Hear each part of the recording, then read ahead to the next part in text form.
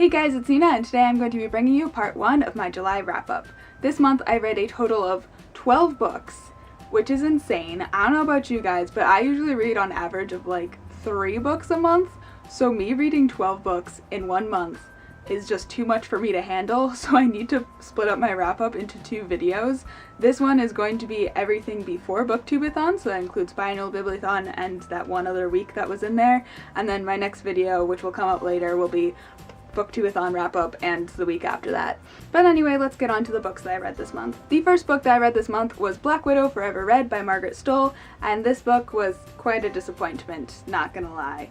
This is a book that came out about a year ago, and when it first came out, I was very highly anticipating it because this is a YA Black Widow novel, and Black Widow is my favorite superhero, so how could I not anticipate it? But then I started watching reviews for it, and people were saying that Natasha Romanoff isn't actually the main character of this book. It's actually a teenage girl named Ava, and then Natasha Romanoff is kind of like a side character, and she kind of weaves in, but she's not the sole main character. So after learning that, I wasn't really planning to pick this up. But then this summer, one of my friends from high school read it and loved it, and so she loaned it to me, and I read it. But sadly, I still didn't like it. Even going in knowing that Natasha wasn't a main character, there were other things that I found problematic. The main issue that I have with this book, which is a weird one because I haven't heard anyone else address this in their reviews, is the writing. I just couldn't stand the way this was written. There were just so many sentences that were worded weirdly or awkwardly, and if I had been like editing this, I would have corrected them. And again, I don't know if that's just me being me or if they're actual issues, but that was something that I noticed very early on in this book, and after I did, it turned me off to it right away, and that made it really hard to like going forward. But other than that, the plot was pretty good, although there were a few instances where the plot was a little too convenient, and then the characters were okay. I didn't feel too connected to them. I always just wanted more Natasha and wanted to breeze past the other characters, and there was also insta-love, which is something that I hate. But the one thing that I did really enjoy about this book is that it has fencing in it, because, fun fact, I'm a fencer. I did fencing in high school, and I'm currently doing it in college, and I love it. And it was really cool to see fencing as a sport in this, because it's a real sport that people do. And you would see sword fighting in books like this all the time where people are getting stabbed and it's actual swords, but fencing as a straight out sport is something that you very rarely see in books. Actually, this is the only book that I've ever read with fencing as a sport in it. So it was just really cool to see fencing like in a YA novel, and to have it in a Black Widow novel was just even better. But overall, I still didn't enjoy this, and I gave it a 2 out of 5 stars. Also, I read this for the Biannual Bibliothon, and this counted as my wild card or free choice book. The next book that I read this month was also for the Biannual Bibliothon, and the challenge for this one was to read a book with your favorite mythical creature in it.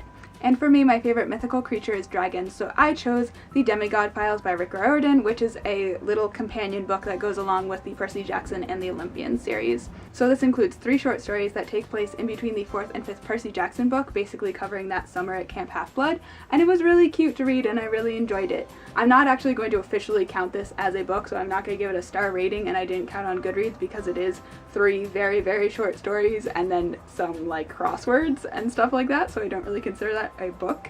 But it was still really fun to read, and I definitely recommend reading this if you haven't and you have read the Percy Jackson Olympian series and the Heroes of Olympus, because this does set the groundwork for a few things that happen in the Heroes of Olympus. For example, it gives you the story of how the Hephaestus cabin found the metal dragon that Leo fixes up and they use in The Lost Hero, and then it also gives you the short story of how Bob the Titan became Bob the Titan, which is something that appears in House of Hades, I believe. So it was just really cool to get those little short stories, those backstories that are like kind of important but kind of not to the main Percy Jackson story. But I definitely recommend reading this if you haven't and you read those books, it's obviously. The next and final book that I read for the Biannual Bibliothon was A Little Something Different by Sandy Hall, and this completed the challenges of reading something that you've been putting off for a long time and reading something by an author that you've never read before.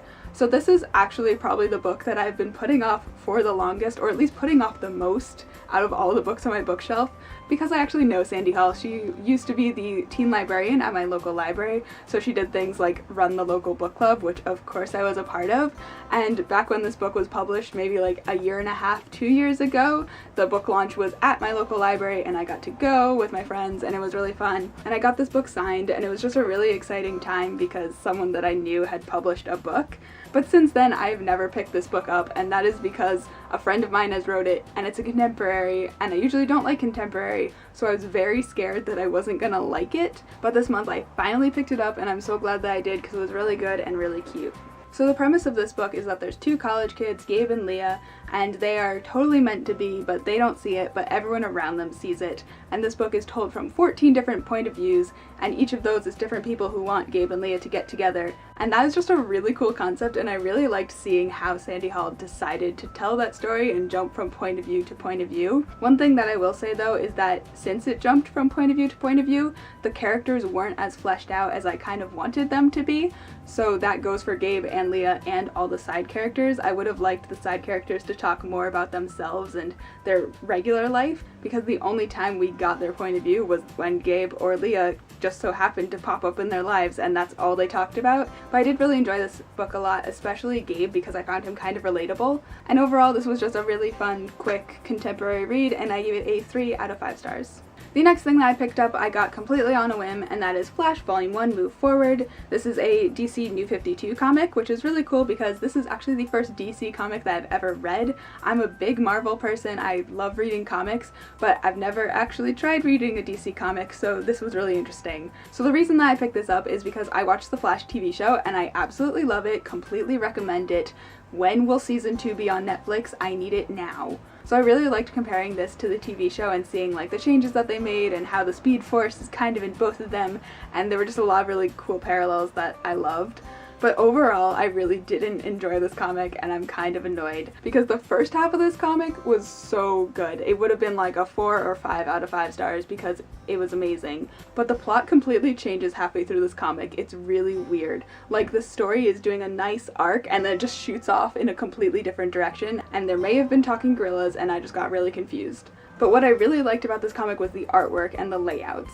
The artwork in and of itself was very beautiful, very well done, but then the way the pages were laid out was stunning. Of course, there were a lot of pages that were boxy in your traditional comic style, but then there were a few spreads that were just great. They were just laid out in really creative ways. They weren't boxy, they flowed together. There was one spread in particular that I really liked, and that was one of a tree, and then in between each branch it had a different like frame of the story, and I just thought that was so creative, and I just love full page spreads because they're so beautiful. So overall, I gave this comic a 3 out of 5 stars, and I probably will not be continuing with this series. And then the last thing that I finished before Booktubeathon started was Ms. Marvel Generation Y. This is volume 2 of the Ms. Marvel series. This is something that, again, I kind of picked up on a whim. I read the first volume of Ms. Marvel last year, and I gave it a 4 out of 5 stars because it was a very good introduction to the series. It was a very good, like, origin story. So I was very excited to see where the rest of the comic series goes. But unfortunately, this fell a little flat for me.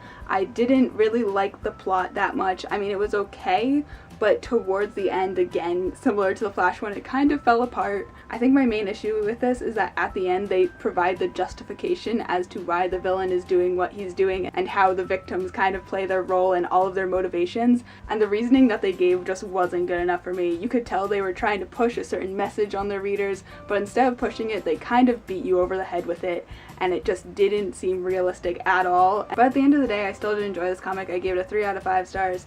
And I do plan to read the rest of these, but I'm not going to be in a hurry to read them because I do still really like Kamala as a character and I really want to see where they go with her, but this one just wasn't my favorite. So that was part 1 of my July wrap-up. I hope you guys enjoyed it. If you did, you can give a big thumbs up and subscribe, and let me know down below what you guys read for the biannual Bibliothon or have been reading in July, etc.